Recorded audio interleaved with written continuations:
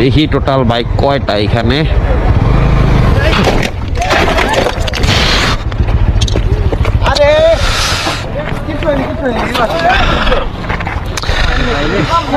হঠাৎ করে সামনে কিভাবে কি হলো?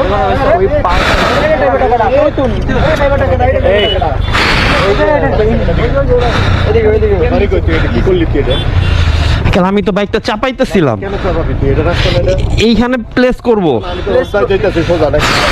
আচ্ছা প্যারা নাই আঙ্কেল,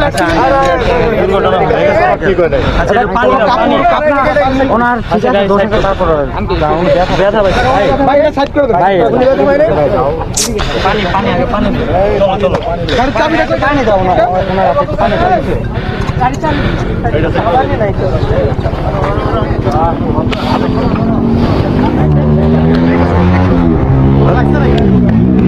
আরে আশেপাশে ড্রেসিং করে কোন জায়গা?